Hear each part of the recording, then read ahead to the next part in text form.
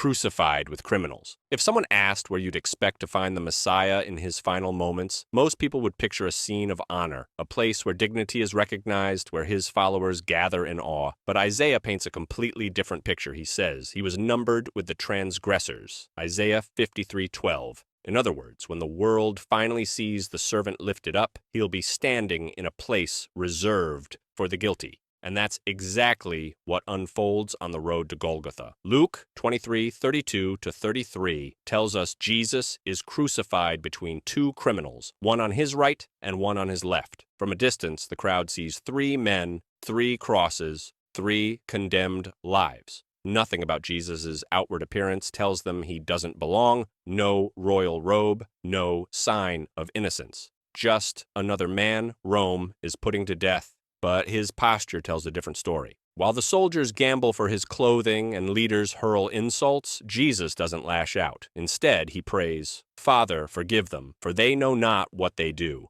Luke 23:34.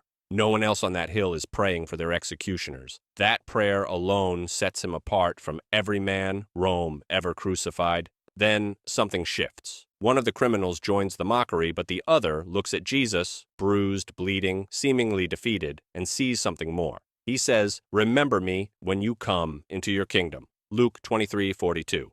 A kingdom. He sees royalty in a dying man the world has written off, and Jesus responds with a kind of mercy no guilty man expects. "Today you will be with me in paradise." Luke 23:43. Right there, between two men who represent the whole range of human response, grace breaks through.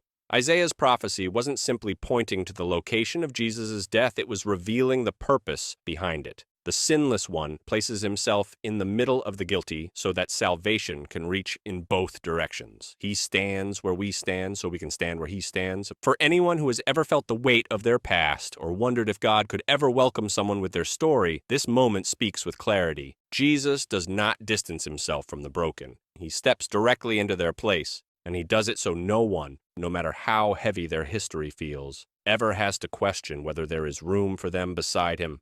Being placed there was only the beginning. What happens next leaves a permanent mark.